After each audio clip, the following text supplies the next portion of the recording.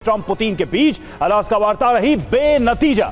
3 घंटे चली मीटिंग में कोई समझौता नहीं हुआ। मीटिंग के बाद सिर्फ 12 मिनट में ही प्रेस कॉन्फ्रेंस खत्म हो गई। प्रेस कॉन्फ्रेंस में भी कोई बड़ी बात सामने नहीं आई। तो बैठक में बातें बहुत सारी हुई और एक दूसरे की तारीफ भी दोनों नेताओं ने जमकर की, लेकिन जो मुद्दा था उस पर कोई ठोस घोषणा इस जॉइंट प्रेस कॉन्फ्रेंस में नहीं की गई। इसी वजह से इस बैठक को लेकर भी ये सवाल चल रहे हैं कि 3 घंटे की मीटिंग में आखिर हुआ क्या? क्या ऐसी बात हुई जिससे किसी सहमति पर पहुंचने में दूरी रह गई दोनों नेताओं में?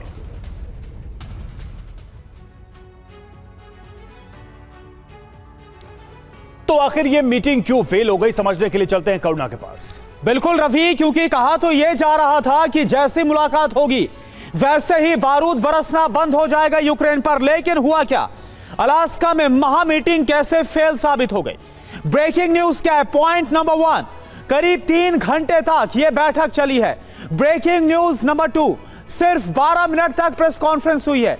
तीसरी ब्रेकिंग न्यूज क्या है? पॉइंट नंबर 3, पत्रकारों के सवालों का जवाब नहीं दिया। वो हमने देखा भी, वो तस्वीरें हमने आपको दिखाई कैसे नजरअंदाज करते नजर आए हैं कई सवालों को व्लादिमीर पुतिन।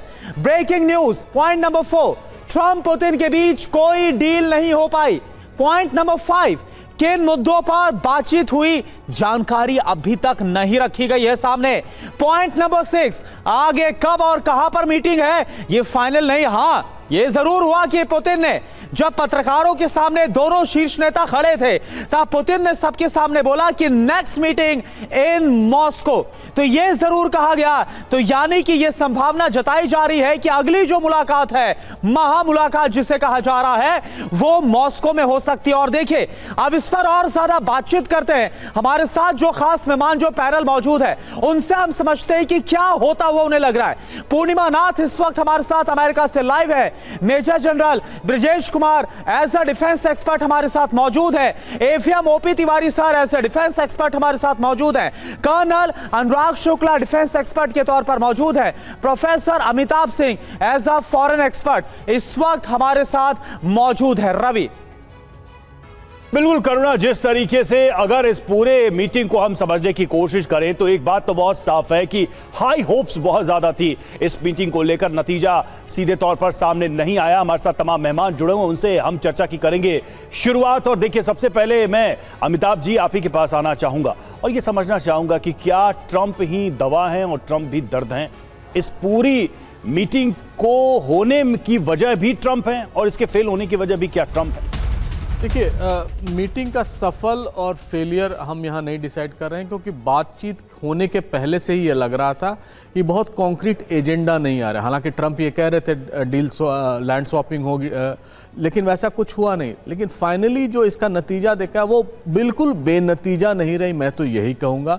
हालांकि ट्रंप कारण थे इसके मिलने के। ट्रंप ने अपना स्टेक्स घटा दिया है अमेरिका का इस वॉर में, और कहीं ना कहीं भारत जैसे देशों को भी ये लगने लगा है कि आने वाले दिन न कि सिर्फ यूरोप के लिए, यूक्रेन के लिए, रशिया के लिए, बल्कि पूरी दुनिया के लिए एक बड़ा दुष्कर सा प्रतीत हो रहा है।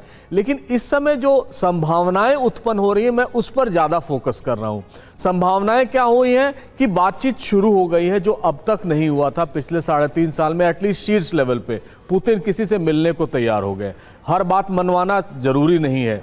पुतिन ने यह भी कहा कि अगली मीटिंग मॉस्को में होगी, वो भी स्वागत योग्य कदम है। और ट्रंप साहब ने खुद कहा कि वो जेलेंस्की से भी बात करेंगे और यूरोपियन लीडर से भी बात करेंगे। यानी ट्रंप अपने आप को एक मीडिएटर के तौर पर देख रहे हैं। उनके स्टेक्स कम होते जा रहे हैं। वो ये भी चाह रहे हैं किसी न किसी तरह ये युद्ध रुकवाया जाए। ट्रंप इसका कारण बने हैं, और इसका कारण कई भी हो सकता है। शायद वो नोबेल पुरस्कार के लिए ये कर रहे हो, लेकिन ये तो स्पष्ट है कि ट्रंप ने एक इनिशिएटिव ली है, एक आइस ब्रेकर, वो भी अलास्का जैसे जगह में हुआ है। तो ये मुझे ये देख के लग रहा है कि ये स्वागत योग्य कदम है, इसको आगे बढ़ाया जाना चाहिए।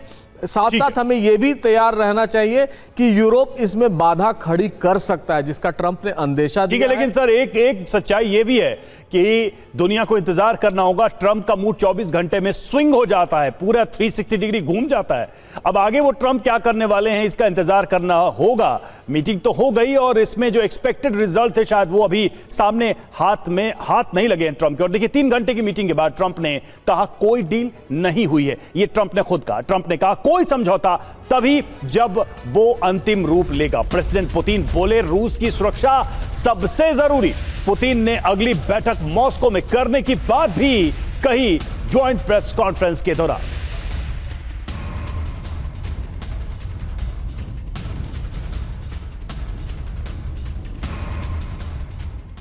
तो क्या बड़ी बातें रही इस बड़ी मीटिंग में? 180 मिनट की इस महा मुलाकात में बड़ी बातें क्या रही और फिर भी यह बेनतीजा क्यों रहा? चलते हैं करुणा के पास ये जानने के लिए। बिल्कुल रवि, तो 180 मिनट मुलाकात हुई है दोनों शीर्ष नेताओं की, यानी 3 घंटे। क्या हुआ है, क्या कहा गया और क्या नहीं कहा गया, यह सब फटाफट बता देते हैं। व्लादिमीर पुतिन और डोनाल्ड ट्रंप की मुलाकात। पहले अगर व्लादिमीर पुतिन की बात करें, यह व्यक्तिगत मुलाकात बहुत जरूरी थी, यह बात कही गई।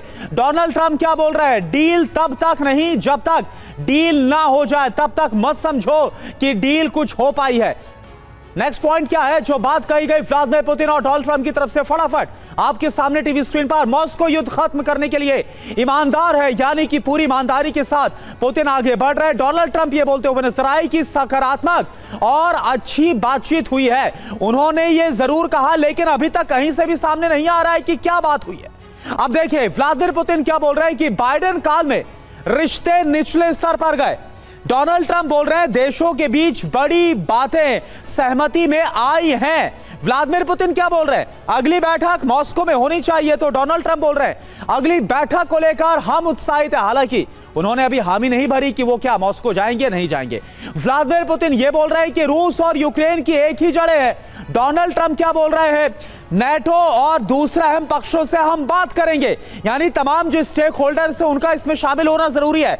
अब क्या कहने से बच गए ट्रंप और पुतिन, ये अब आप देखिए। नंबर 1, युद्ध विराम शब्द की चर्चा कहीं पर भी नहीं हुई, यानी जो मोटिव था उसका जिक्र ही नहीं किया गया। नंबर 2, ज़ेलेंस्की के साथ मीटिंग पर अभी तक कोई बात नहीं हुई है। नंबर 3, क्षेत्रीय अदला बदली का भी कोई जिक्र नहीं किया गया है। रवि, बिल्कुल। और देखिए जिस तरीके से ये सारी बातें अपने निकल कर सामने आ रही है, एक बात तो तय है कि शायद अगली मीटिंग के लिए एक सहमति बनी है, जिसका जिक्र भी उन्होंने किया है। लेकिन उसके बीच क्या क्या होगा ये भी बहुत ही दिलचस्प है। बेनतीजा बातचीत को ट्रंप ने सफल बताया है। ट्रंप ने कहा मीटिंग में 10 में 10 नंबर वो देते हैं। तो ट्रंप अपने ही अंदाज में एक बार फिर से नजर आ रहे हैं। मीटिंग से उन्हें भले ही हाथ कुछ न लगा हो, लेकिन नंबर देने में वो फुल मार्क्स दे रहे हैं। इस मीटिंग को 10 आउट ऑफ 10 दे रहे हैं ट्रंप इस बैठक को। तो आपने सुना और देखा डोनाल्ड ट्रंप की तरफ से इस मुलाकात को, जिसे महामुलाकात नाम दिया गया, इसे 10 आउट ऑफ 10 दिया गया। पूर्णिमा नाथ जी इस वक्त हमारे साथ लाइव है अमेरिका से। पूर्णिमा नाथ जी, आप देखिए ट्रंप तो बोल रहे हैं कि इसको मैं 10 में से 10 मार्क्स दूंगा, लेकिन आपकी तरफ से कितने मार्क्स दिए जाएंगे? ऐसे में जब ये खबरें सामने आ रही हैं, ये तक दावा किया जा रहा है कि बाहर तो कुछ और नजर आ रहा था, लेकिन अंदर बहुत ही तनावपूर्ण हालात में मुलाकात हुई है, बातचीत हुई है। Thank you so much for having me. First of all, ये जो मीटिंग था इसका उद्देश्य क्या था, उसका गोल क्या था? Cease fire. तो हम वहां से शुरू करेंगे। इस अल्टीमेटली सीज फायर हुआ कि नहीं हुआ? We all know it exactly happened, no deal no ceasefire. So goal achieve हुआ है कि नहीं है।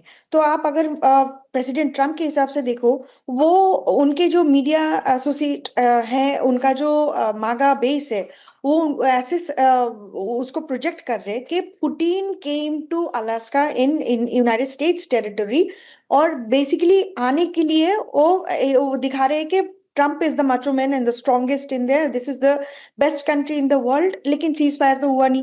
अच्छा, अब मैं प्रेसिडेंट पुतिन के बारे में बोलूं, वो जब आ रहे थे, चल रहे थे, उनके ऊपर B-2 स्टेल्थ एक फाइटर जेट चलाया गया। उनके जो मागा बेस है उसको बहुत चढ़ा चढ़ा के बोल रहे थे कि देखो हम कितना स्ट्रांग है, पुतिन आ रहे थे उनके ऊपर हम लोग ये चला दिए। ये क्या इनसिक्योरिटी दिखा रहे थे कि उनका स्ट्रेंथ दिखा रहे थे? अच्छा, अब मैं यहाँ पे बोलूँ, यहाँ पे अब at the end of the 3 hours meeting जब प्रेस कॉन्फ्रेंस हुआ, आपने भी सुना है पुतिन साहब ने कैसे प्रेस कॉन्फ्रेंस दिया, उनका भाषण क्या था? Very measured, strong, to the point. आप प्रेसिडेंट ट्रम्प की सुन ली, कांस्टेंट ब्लैबरिंग। और उन्होंने क्या किया, एक चीज मुझे it was very sharp. President Putin बोलते बोलते उन्होंने व्लादिमीर में कन्वर्ट किया और बार बार व्लादिमीर बोल के उनको एड्रेस कर रहे थे, प्रेसिडेंट पुतिन बोल के एड्रेस नहीं कर रहे थे। तो ये जो था, it was basically A show, A posture of ठीक है। Strength show. ठीक है, लेकिन सवाल यही है कुल मिलाकर के इसे हासिल क्या हुआ ब्रजेश सर? अब बात यह है कि यहां से निकलने के बाद क्या करेंगे ट्रंप, क्या करेंगे पुतिन? क्या यूक्रेन को हथियार मिलते रहेंगे, मदद मिलती रहेगी, रणभूमि में ऐसे ही एक दूसरे पर हमला होता रहेगा और फिर भी हम कहेंगे कि जी शांति की बात चल रही है, अगली मीटिंग में कुछ हो जाएगा? रवि, कोई भी पेचीदा मामला हो, खासकर रशिया और अमेरिका जैसा, वो एक हाई प्रोफाइल मीटिंग कितने भी घंटे चले वो उसमें सुलझ नहीं सकता है। मीटिंग के पहले भी, हालांकि ये पहल तो ट्रंप साहब द्वारा थी, 3 दफ़ा उन्होंने बात किया था फ़ोन पे, लंबी लंबी बातें, और मंजूर उनको अग्री कराया था अलास्का में मिलने का। याद रहे, ये पहली बार है 10 साल में कि कोई अमेरिकन राष्ट्रपति पुतिन से मिल रहा हो। यही एक बहुत बड़ी उपलब्धि कह सकते हैं। दूसरी बात, इनका बातचीत करना, बातचीत चलना 3 घंटे तक, और उसके आखिर में प्रेस संबोधन में कि कोई सवाल न लेना, इसका मतलब it is work in progress. और मैं उसके मामले में पॉजिटिव हूँ। क्यों वर्क इन प्रोग्रेस? क्योंकि जितनी परेशानी यूक्रेनियन को हो रही है युद्ध को लेकर के, उससे कहीं ज़्यादा या उतनी ही परेशानी रशिया को भी हो रही है। उसके अलावा 3-4 और बहुत बड़े बड़े कारण हैं। पहला है, अमेरिका और रशिया के बीच में डिप्लोमेटिक संबंध बहुत कड़वे हैं, बहुत खटास है उसके बीच में।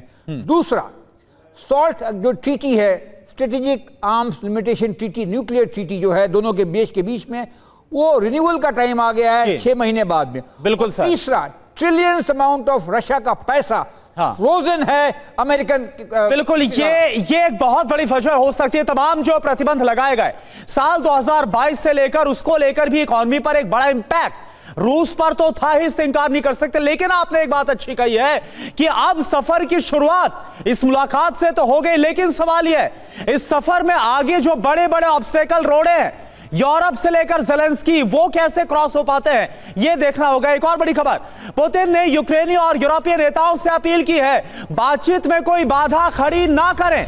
यह पुतिन की तरफ से कहा गया है। साजिश बातचीत को प्रभावित कर सकती है पुतिन, क्योंकि ये समझते हैं कि शुरुआत तो अमेरिका ने की है, ट्रंप ने की है, लेकिन अभी इससे बड़े चैलेंजेस बाकी है। और ट्रंप से वार्ता के बाद पुतिन का बयान आया है, यूक्रेन जंग की वजह को खत्म करना जरूरी, यूक्रेन जंग की वजह को खत्म करना जरूरी है, ये पुतिन कह रहे हैं। ट्रंप रूस के हित को समझते हैं, आज के बैठक से भविष्य में कई रास्ते खुलेंगे, ये पुतिन ने कहा है। और पुतिन के इन बयानों के क्या मायने हैं, आइए इसको भी डिकोड करने की कोशिश करते हैं। तो देखिए, पुतिन ने जो कुछ भी कहा उसका मतलब क्या है। पहला यह कि यूक्रेन में जो हो रहा है उसके लिए यूक्रेन जिम्मेदार है। यूक्रेन की जिम्मेदारी इस बयान से साफ झलकती है कि वो ये मानते हैं कि इसके लिए रिस्पॉन्सिबल यूक्रेन है। फिलहाल यूक्रेन युद्ध रुकने के संकेत नहीं दिए पुतिन ने। रूस की सुरक्षा हमारे लिए सबसे जरूरी है, यह भी पुतिन ने साफ कर दिया। इसका अर्थ क्या है? मॉस्को के हित से कभी कोई समझौता नहीं किया जाएगा। इसी में तीसरी बात यह, इसका मतलब है कि यूरोपीय देशों के नेता हस्तक्षेप न करें, कोई भी इस तरह का एक्सटर्नल इंटरवेंशन बर्दाश्त नहीं करेंगे पुतिन। इसके अर्थ क्या है? पश्चिमी देश यूक्रेन युद्ध के लिए न उकसाएं। अगली बैठक मॉस्को में होनी चाहिए, यह भी उन्होंने बातों बातों में कही थी। इसका अर्थ यह है कि युद्ध विराम पर बात हो तो सिर्फ मॉस्को में ही हो। अलास्का वार्ता के लिए ट्रंप की तारीफ भी उन्होंने की है, और इसका अर्थ यह कि दुनिया को ट्रंप से दोस्ती का संदेश, लेकिन रूस और यूक्रेन के बीच न आए ट्रंप, यह भी इसका अर्थ समझा जा सकता है। तो इस तरीके से ये सारी बातें समझ तो आ रही हैं, लेकिन अब कुल मिला के बात यही है ओपी तिवारी सर, कि आगे का रास्ता कौन डिसाइड करेगा? क्या ट्रंप इस सिचुएशन में है कि यूरोप को और जेलेंस्की को पुतिन की शर्तों के हिसाब से मना लें और उस दस्तखत पे साइन करा लें जिसके तहत रूस का कब्जा यूक्रेन की 22%, 22% जमीन पे हो जाएगा? रवि, ये बात जो कह रहे हो इसके लिए संभावनाएं तो हैं, लेकिन इसको अभी समय लगेगा, आगे बढ़ना पड़ेगा। देखिए, बाइडेन ने शुरुआत क्यों की थी, लड़ाई शुरुआत क्यों की थी? बिकॉज शुरू में ही जब रशिया का ब्रेकअप, यूएसएसआर का जब ब्रेकअप हुआ था, तभी कहा गया था, एक अंडरस्टैंडिंग बनी थी कि भाई नाटो का एक्सपेंशन वहीं रुका जाएगा, आगे नहीं आएगा। तो ये बात वहीं रुक सकती थी, लेकिन अभी कब रुकेगी? बिकॉज जिस तरीके से यूरोपियन नेशंस और नाटो इसमें इन्वॉल्व है, तो इनको अमेरिका चाहे कि इग्नोर करके मैं शांति समझौता पे आ सकता हूँ, ये संभव नहीं है। शुरुआत अवश्य अमेरिका ही नहीं कराई है, लेकिन रुकेगी कैसे, कब रुकेगी? ये रुकेगी तो पुतिन के और जेलेंस्की के शर्तों पर रुकेगी। अब एक मौका ये है अमेरिका के पास, जेलेंस्की को इतना कमजोर कर दे, इतना विवश कर दे, ताकि आपके पास कोई आर्मामेंट नहीं आ रहा, सप्लाई सब बंद हो जाए, ताकि लोग वहां पर सड़कों पर आए, जेलेंस्की के सामने खड़े हों, क्या समझौता कर लो। इसकी चांसेस काफ़ी हैं। थोड़ी बहुत जो इंटेलिजेंस इंफॉर्मेशन जेलेंस्की की फौज को मिल रही थी, जिसलिए रशिया में शुरुआत में ये लोग भारी पड़ रहे थे, वो तो बंद हो चुका है। तो इस तरीके जितने भी मिसाइल्स अटैक जा रहे हैं, जितने भी हो रहे हैं, सारे करीब करीब सफल हो रहे हैं। हाउएवर, इनके जो यूएवीज हैं और ड्रोन्स हैं यूक्रेन के लिए, ये किसी तरीके से थोड़ा बहुत डैमेज करने में सक्सेसफुल हो रहे हैं और कोशिश करने के, दिखाने के लिए कर रहे हैं कि हमारे जवानों का मनोबल ऊंचा है और चलता रहेगा। तो ये जो समझौता है अभी फिलहाल, बिल्कुल ओपी तिवारी सर, और आज 3.5 साल के बाद जो हालात हैं, और अगर मौजूदा हालात को देखते हुए इन्हीं शर्तों पर, पुतिन की शर्तों पर युद्ध विराम होता है, तो वही हाल होगा ना जेलेंस्की का, कि ना खुदा मिला, ना ही विसाले शर्म, ना रहे इधर के और ना रहे उधर के। क्या हासिल हुआ 3.5 साल बाद? अब देखिए एक और बड़ी खबर, बैठक के बाद ट्रंप ने जेलेंस्की से बात की है। ट्रंप ने जेलेंस्की से कहा रूस के साथ डील करो। ट्रंप ने कहा रूस बड़ी शक्ति है, यूक्रेन नहीं। ट्रंप ने जेलेंस्की से अलास्का मीटिंग के बारे में बात की।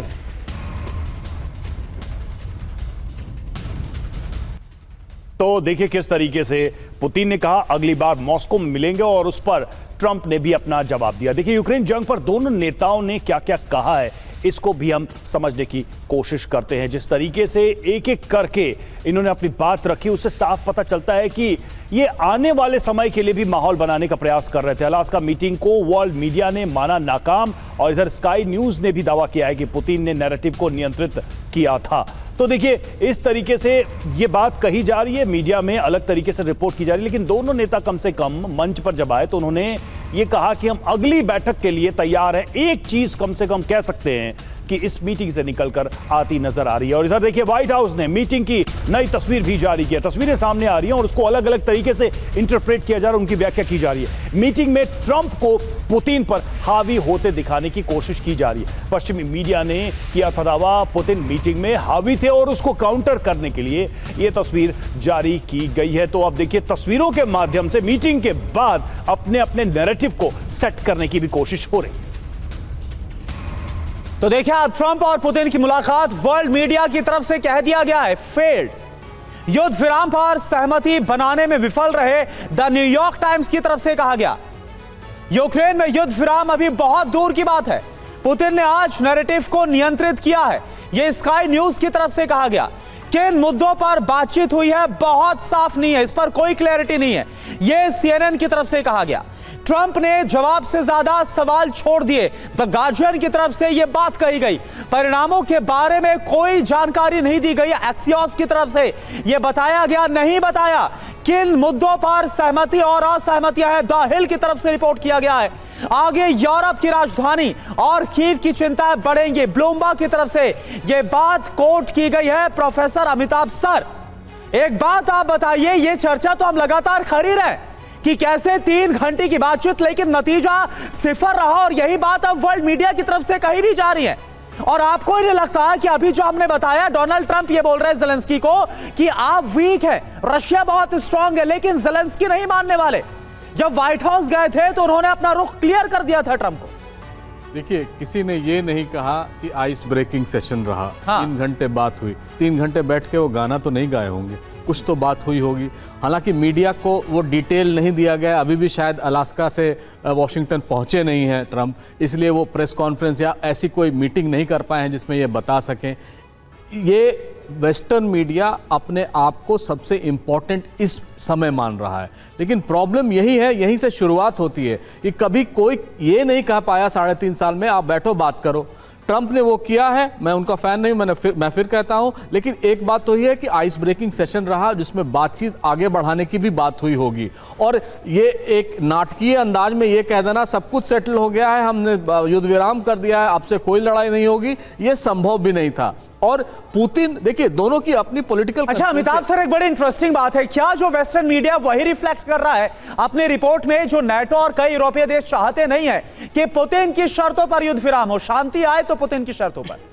नहीं, शर्त क्या यहाँ आया कहाँ है, अभी तक तो कोई डिटेल्स आई नहीं है। सिर्फ एक उंगली दिखा के ट्रंप के बात करने पर उस पर एनालिसिस कर देना भी सही नहीं होगा। लेकिन ये तो सही है कि बातें जब हुई होंगी तो शांति की ही बातें होंगी, कैसे आगे बढ़ाया जाए उस पर बात हुई होगी, और अगला कदम क्या लिया जाएगा ये बात हुई होगी। अब जो उसके स्टेक होल्डर्स हैं, दो बाकी स्टेक होल्डर्स यूरोप और यूक्रेन, उनको कैसे इन्वॉल्व किया जाए, क्योंकि ये कहते हैं ना कि बहुत too many cooks spoil the broth, यहाँ यही हो रहा है। इतने सारे इसमें स्टेक होल्डर्स हैं कि किसको मनाया जाए, किसको नहीं बनाया जाए, किसका ईगो है, किसका ईगो नहीं है, वो सारे इन्वॉल्व होगा। अगर ये उससे ऊपर बढ़ जाए और जो एक स्ट्रैटेजिक डिफीट ऑफ रशिया की बात करते आए थे अब तक, अगर उससे वो अपना सोल्यूशन नहीं खोज सकते हैं तो ये यूक्रेन को और आगे अमिताभ साहब, सबसे पेचीदा मामला ये है कि ट्रंप चाहे जो कुछ भी कहे, इन स्टेक होल्डर्स को वो बाईपास करके पुतिन के साथ कोई समझौता नहीं कर सकते हैं। अब ये मामला इतना कॉम्प्लिकेटेड हो चुका है।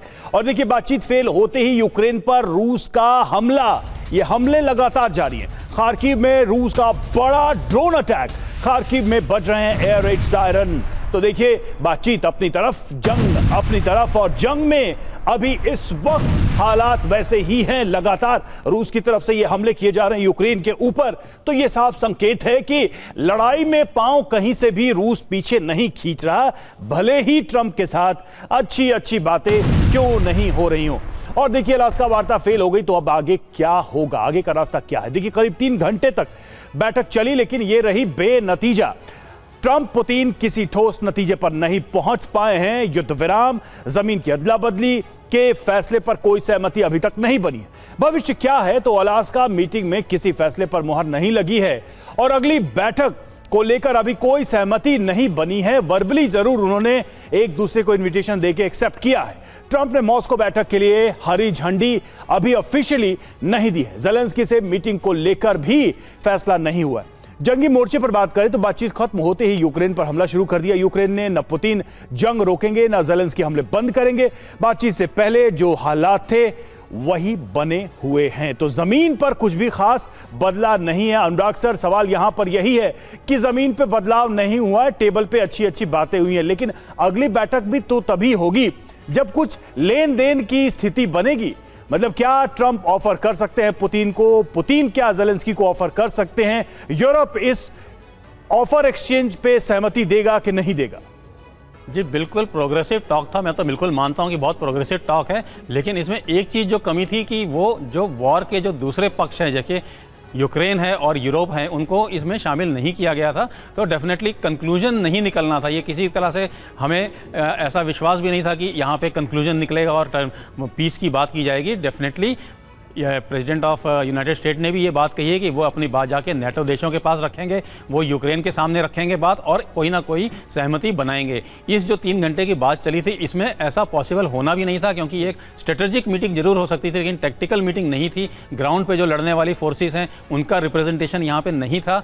बट जो 3 घंटे की बातचीत चली है और उसके बाद जिस तरह से माहौल बनाया गया है। माहौल की बात कर रहे हैं, पूर्णिमा जी से एक आखिरी सवाल लूंगा। पूर्णिमा जी, कहीं ऐसा तो नहीं है कि पुतिन ने इसको एक अच्छा अवसर देखा और इसको अच्छा बनाया, बड़ी अच्छी बातचीत की, अच्छा जेस्चर दिया, पॉजिटिव मैसेज पूरी दुनिया को दिया, और ये जो कोशिश ट्रंप या उसके पहले अमेरिका की तरफ से की गई कि असली विलेन है पुतिन, वो शांति नहीं चाहते, वो डिक्टेटर है, वो बातचीत नहीं करना चाहते, वो कोई बात खुल के नहीं कहते, इस बार जो चेहरा पुतिन का दुनिया ने देखा है, क्या उससे दुनिया का विचार पुतिन को लेकर बदलेगा कि पुतिन युद्ध नहीं चाहते, वो शांति चाहते हैं, वो रूस से आकर अमेरिका तक टेबल पर बैठकर ट्रंप से बातचीत कर रहे हैं कि भैया पीस हो जाए? he got this opportunity, he cashed that opportunity. मानती हैं आप? Definitely, I'm telling you, based on what I saw in my observation, Putin owned America, Putin owned Mr. Trump, and Trump ने जो दिखाया हमें उनके प्रेस कॉन्फ्रेंस से, उन्होंने 3 मिनट में भाग गए, कोई क्वेश्चन नहीं था, कोई डिटेल्स नहीं था, ब्लैबर कर रहे थे, अपने टीम को कह रहे थे कि वो this is the hottest country in the world. He was trying to project his supreme power on Putin. Putin was unshaken.